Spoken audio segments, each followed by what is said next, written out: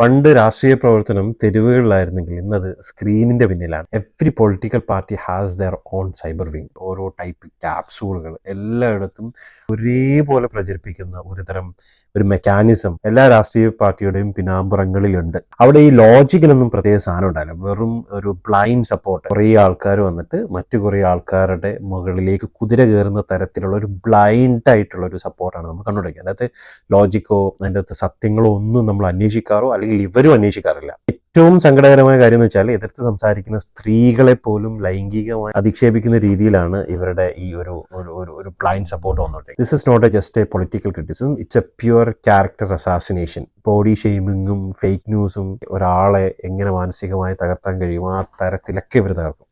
Social media എന്നത് നമ്മുടെ അഭിപ്രായങ്ങൾ പറയാനുള്ള ഒരു ദിടമാണ്, ഒന്നും യാതൊരു തർക്കമില്ല. പക്ഷെ ഇവിടെ കണ്ടുവരുന്നത് മറ്റുള്ളവരെ ചവിട്ടി മെതിക്കാനായിട്ടുള്ള ഒരു പ്ലാറ്റ്ഫോമായിട്ടാണ് നമ്മൾ കണ്ടുവരുന്നത്. We need a healthy political culture, not a cyber ഗുണ്ടായിസം. അന്ധമായ രാഷ്ട്രീയത്തിന് വേണ്ടി സ്വന്തം സംസ്കാരം പണയം വെക്കണമെന്ന് നമ്മൾ ചിന്തിക്കും. Let's stand for a decent digital space.